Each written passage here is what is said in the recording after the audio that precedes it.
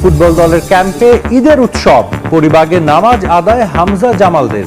Asian cup বাছাই ম্যাচের জন্য আজও অনুশীলন, ঢাকায় আসলো সিঙ্গাপুর দল। ছুটিতে পরিবারের সঙ্গে আনন্দ ভাগাভাগি ক্রিকেটারদের, খারাপ সময় পেছনে ফেলতে দেশবাসীর কাছে দোয়া চাইলেন শান্ত মুশফিকরা। সামনে আমাদের খুব ইম্পর্টেন্ট একটা সিরিজ শ্রীলঙ্কার সাথে।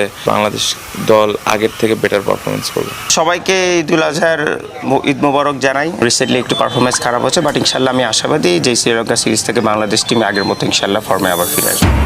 টেস্ট চ্যাম্পিয়নশিপের ফাইনালে পেস দিয়ে সাউথ আফ্রিকাকে কাবু করতে চায় অস্ট্রেলিয়া।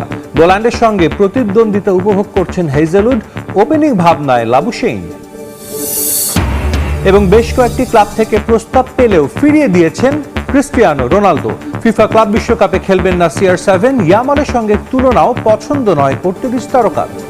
এদিকে নিজ নিজ এলাকায় ঈদের আনন্দ ভাগাভাগি করে নিয়েছেন জাতীয় দলের ক্রিকেটাররা। পরিবারের সদস্যদের নিয়ে ঈদুল আজহার নামাজ আদায় করেছেন মুশফিকুর রহিম, নাজমুল হোসেন শান্ত, শরীফুল ইসলাম, রিশাদ হোসেনরা। এ সময় ক্রিকেট দলের জন্য দেশবাসীর কাছে দোয়া চেয়েছেন তারা। পেছনের ব্যর্থতা ভুলে আসন্ন শ্রীলঙ্কা সিরিজে ঘুরে দাঁড়ানোর প্রত্যাশা টাইগারদের। মাঠে ব্যস্ততার কারণে পরিবারের সঙ্গে ঈদ উদযাপনের সুযোগ কমই মেলে ক্রিকেটারদের। আসন্ন শ্রীলঙ্কা আগে ঈদের আনন্দ ভাগাভাগি করতে নিজ গ্রামে টাইগার অধিনায়ক নাজমুল হোসেন শান্ত পরিবারের সদস্যদের সঙ্গে নিয়ে বাড়ির পাশের ঈদগাহে নামাজ আদায় করেছেন তিনি। নামাজ শেষে এলাকাবাসীর সঙ্গে কুশল বিনিময় করেন শান্ত, মিটিয়েছেন ভক্তদের সেলফির আবদারও। পেছনের ব্যর্থতা ভুলে আসন্ন শ্রীলঙ্কা সিরিজে ভালো করার প্রত্যাশা ব্যক্ত করেছেন শান্ত। সামনে আমাদের খুব ইম্পর্টেন্ট একটা সিরিজ শ্রীলঙ্কার সাথে আমাদের। এদিকে বগুড়ায় ঈদুল আজহার নামাজ আদায় করতে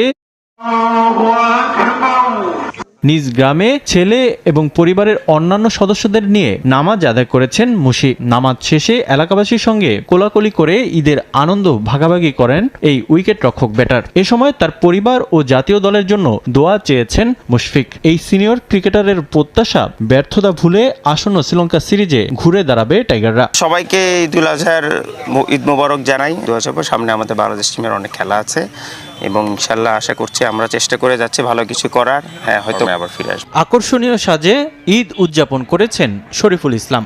সৌদি শেখের বেশ ধরে ঈদগাহে হাজির হন তিনি। নামাজ শেষে এলাকাবাসীর খোঁজ খবর নেন এই পেসার। ছবি তুলে ভক্তদের আবদারও মেটান শরীফুল। পরিবারের সদস্যদের সঙ্গে ঈদ পালন করতে পেরে আনন্দিত পঞ্চগড়ের এই কৃতি সন্তান।